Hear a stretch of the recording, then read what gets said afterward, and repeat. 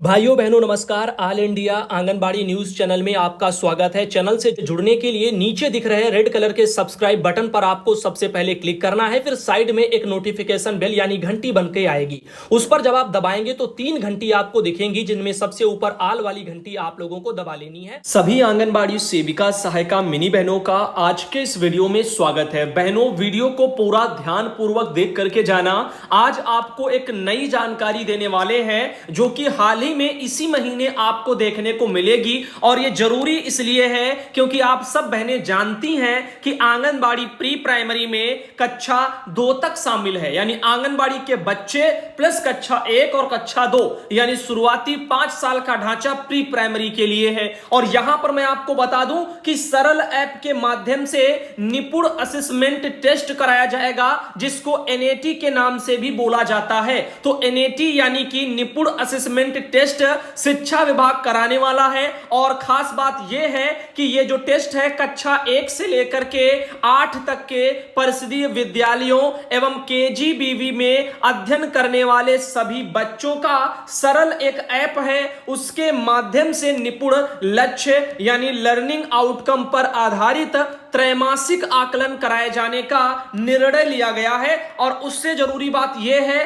कि यह होगा कब। यह लखनऊ और अयोध्या मंडल के जो जनपद होंगे, इन दोनों मंडलों के अंतर्गत जितने भी जिले आते हैं उनके लिए एनएटी यानी कि आपका यही निपुण असेसमेंट जो टेस्ट है, फर्स्ट जो होगी परीक्षा, उसकी समय सारणी भी दे दी गई है, जो कि अगर आप देखें तो निपुण असेसमेंट टेस्ट यानी एनएटी फर्स्ट की जो तिथि है वो लखनऊ मंडल के लिए 15 अक्टूबर यानी इसी महीने 15 तारीख को रखी गई है। समय 9:30 बजे से यहां पर रखा गया है कक्षा 1 से कक्षा 3 वालों के लिए, और निपुण लक्ष्य आधार रहेगा। साथ ही साथ 12:30 बजे से 2 बजे जो 15 अक्टूबर को रहेगा वो कक्षा 4 से 5 के लिए रहेगा।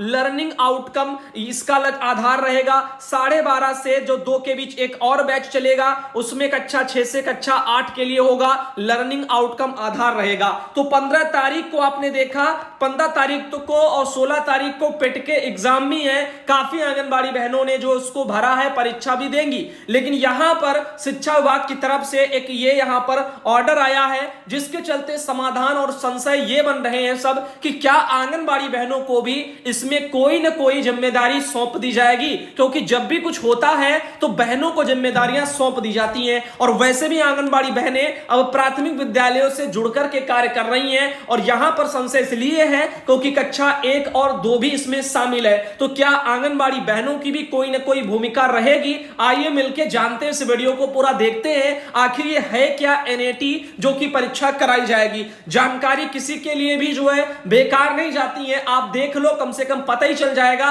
कि आपके प्राथमिक विद्यालय में जब अभी ये सब परीक्षाएं कराई जाएंगी आपके वहां मंडल में, तो आपको पहले से पता होगा।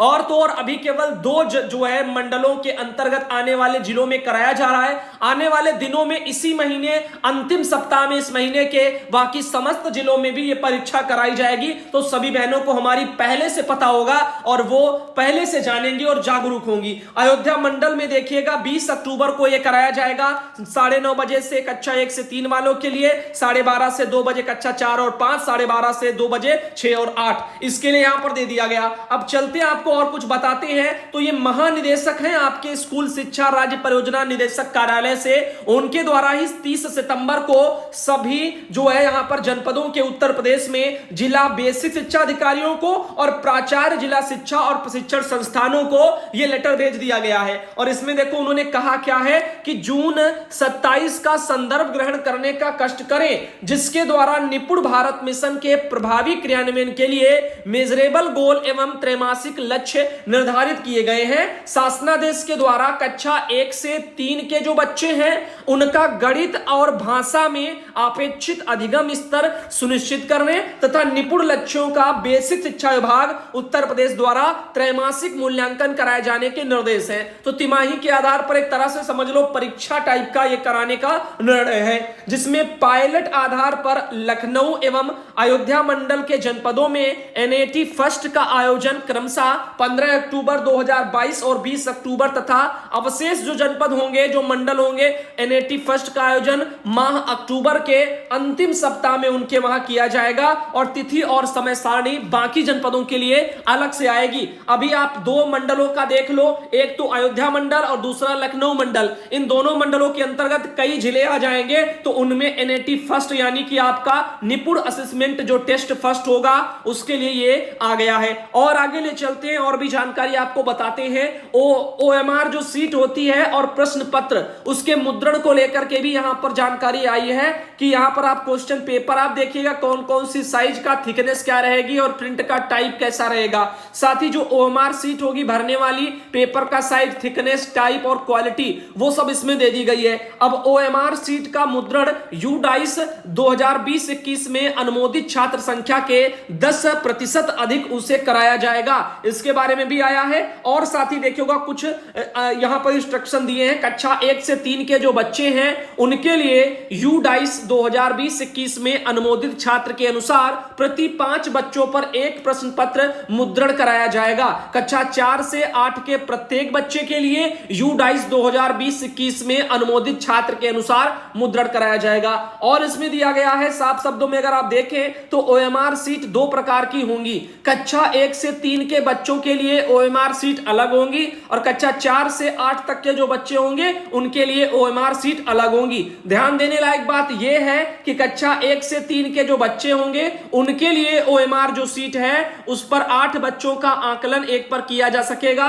लेकिन कक्षा 4 से 8 के बच्चों के लिए प्रत्येक के लिए एक ओएमआर सीट प्रयोग में लाई जाएगी। और इन्होंने कहा कि नेट परीक्षा के उपरांत अवशेष जो ओएमआर सीट बचेंगी वो संरक्षित कर ली जाएंगी तथा आगामी त्रैमासिक आकलन में प्रयोग में लाई जाएंगी। तो अब हर तिमाही में मुझे लगता है कि ये परीक्षाएं कराई जाएंगी, तो इसको लेकर के ये कह रहे हैं कि बच जाएं जो उनको अच्छे तरीके से रख लो।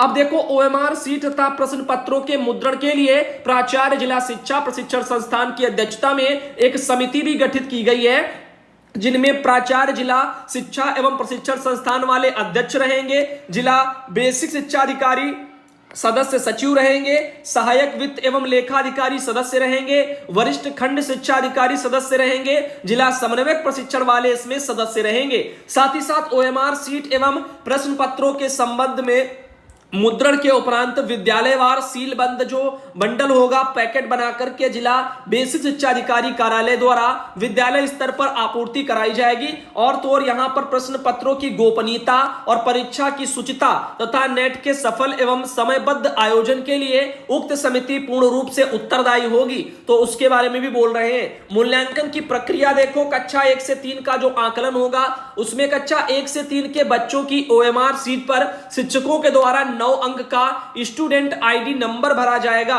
साथ ही साथ शिक्षक द्वारा सभी बच्चों से प्रश्न पत्र में उल्लिखित प्रश्नों का एक एक क्रम वार्ता और साक्षात्कार करते हुए परियोजना कार्यालय से प्रेषित निर्देशानुसार ओएमआर सीट भरी जाएगी। और यदि बच्चा प्रश्न पत्र में दिए गए निर्देश के उत्तर सही जो है यहां पर देता है तो संबंधित प्रश्न के सापेक्ष बने गोले के शिक्षक द्वारा काले पेन से भरा जाएगा, अन्यथा उसे खाली छोड़ दिया जाएगा। ओएमआर सीट को केवल ब्लैक बॉल पेन द्वारा ही भरा जाएगा और आकलन के उपरांत ओएमआर सीट को ऐप के माध्यम से शिक्षक द्वारा स्कैन भी किया जाएगा। तो ओएमआर सीटें भरी जाएंगी और एक जो ऐप है उसी के माध्यम से यहां पर क्या होगा उसको बाद में स्कैन कर लिया जाएगा और जो सर्किल होंगे वो काले कलर से भरे जाएंगे, ये बता दिया गया है। तो यहां पर आप देख सकते हो कि इसमें ऊपर इन्होंने क्या कहा था कि सरल ऐप है एक, तो उसी सरल ऐप से बाद में क्या होगा इन ओएमआर सीटों को स्कैन करके उस पर अपलोड कर दिया जाएगा। सब जगह इस तरह से ये होगा। अब कक्षा 4 से 8 वालों के लिए भी आप देखो क्या लिखा हुआ है, इसमें सभी बच्चों का जो है प्रश्न पत्र ओएमआर सीट वितरित करने के उपरांत प्रश्न पत्र एवं ओएमआर सीट भरने के तरीके के बारे में उदाहरण सही समझाया जाए ताकि ओएमआर सीट को भरने में बच्चों द्वारा गलतियां ना हो। सभी बच्चे अपना 9 अंक का स्टूडेंट आईडी नंबर भरेंगे तथा शिक्षक द्वारा चेक करने के उपरांत आवश्यकता अनुसार संशोधन करेंगे। बच्चों द्वारा ओएमआर सीट में संबंधित प्रश्न के सापेक्ष सही उत्तर के सही गोले ABCD उनको स्वयं भरा जाएगा और एक ओएमआर सीट पर जो है एक छात्र का डाटा स्कैन किया जाएगा। ओएमआर सीट को केवल ब्लैक बॉल पेन से ही भरा जाएगा, जिसके लिए कक्षा 4 से 8 के बच्चों को कंपोजिट ग्राउंड से अधिकतम 5 रुपया प्रति पेन क्रय करते हुए बच्चों को उपलब्ध कराया जाएगा। तो जो पेन है वो भी आप देख सकते हैं कंपोजिट ग्रांट से अधिकतम 5 रुपया प्रति पेन के हिसाब से क्रय करके बच्चों को उपलब्ध भी कराया जाएगा। इसके लिए भी यहां पर बोल दिया गया है। तो 4 से 8 वालों बच्चों के लिए परीक्षा का समय 1 घंटा 30 मिनट होगा, जिसका समय विभाजन निम्नवत है। 10 मिनट प्रश्न पत्र एवं ओएमआर सीट भरने के लिए बच्चों को समझाना, 60 मिनट बच्चे प्रश्नों को हल करेंगे और 20 मिनट हल के उपरांत प्राप्त उत्तर को बच्चे ओएमआर सीट में भरेंगे। परीक्षा संपन्न होने के उपरांत प्रश्न पत्र बच्चों को दे दिया जाए और ओएमआर सीट स्कैन करने के बाद विद्यालय में सुरक्षित रखी जाए। ये यहां पर ऑर्डर आए हैं। बाकी और देखो क्या है कि आकलन के उपरांत ओएमआर सीट को ऐप के माध्यम से शिक्षक द्वारा स्कैन किया जाएगा और प्रशिक्षण के बारे में भी दिया है कि राज्य परियोजना कार्यालय द्वारा समस्त जनपदों के एसआरजी और यहां पर एआरपी और शिक्षकों के लिए यूट्यूब सेशन वगैरह आयोजित किया जाएगा और उसमें प्रतिभाग करें, इसके लिए बोल रहे हैं। बाकी देखो यहां पर वितरण व्यवस्था में भी दे दिया गया कैसे क्या वितरण होगा इसका। तो प्रश्न पत्र ओएमआर सीट का वितरण जिला बेसिक शिक्षा अधिकारी और खंड शिक्षा अधिकारी के माध्यम से विद्यालय स्तर पर सुनिश्चित कराया जाएगा और प्रश्न पत्र और ओएमआर सीट के वितरण एवं उपयोग का अभिलेखीकरण रखरखाव जिला बेसिक शिक्षा अधिकारी और खंड शिक्षा अधिकारी कार्यालय से होगा। साथ ही वित्तीय निर्देश भी दे दिए गए कि पैसे वैसे का जो प्रावधान है वो देखो कि ओएमआर सीट तथा प्रश्न पत्र के मुद्रण के लिए प्रति ओएमआर सीट ₹1, प्रति प्रश्न जो है प्रश्न पत्र के लिए रुपया अधिकतम 1 की धनराशि अनुमन्य की जा रही है। तो इसके बारे में उन्होंने दे दिया है। बाकी चलते हैं आगे और बताते हैं परीक्षा को सकुल संपन्न करने के लिए यानी सकुशल संपन्न करने के लिए भूमिका किसकी क्या रहेगी। तो प्रधानाध्यापक और शिक्षकों की भूमिका दी है कि परीक्षा के संबंध में अभिभावक एवं स्कूल प्रबंधन समिति उनके सदस्यों के साथ में बैठक करके जागरूक उनको किया जाए, जिससे कि परीक्षा के दिन बच्चों की 100% उपस्थिति सुनिश्चित हो। सरल ऐप के प्रयोग के संबंध में शिक्षकों के उपयोगार्थ राज्य परियोजना कार्यालय द्वारा विकसित प्रशिक्षण वीडियो सभी शिक्षकों को दिखाना और समझाना है। प्रधानाध्यापक शिक्षकों के द्वारा कक्षा 1 से 8 के सभी बच्चों की ओएमआर सीट की स्कैनिंग स्वयं करेंगे। यदि विद्यालय में नेटवर्क की स्पीड कम है तो निकट वाले विद्यालय स्थान होंगे उन पर जाकर के स्कैनिंग सुनिश्चित कराई जाएगी। पर्यवेक्षकों की भूमिका क्या रहेगी वो दे दी गई है। वो अपना क्या करेंगे, विद्यालय पर नियुक्त जो पर्यवेक्षक होंगे वो वहां की व्यवस्थापक की भूमिका वहां पर निभाएंगे और अपना सब कुछ चेक करेंगे। तो इसके बारे में यहां पर दिया गया है 1 घंटा पहले विद्यालय में वो उपस्थित हो जाएंगे। ऐसे करके चीजें यहां पर दे दी गई हैं।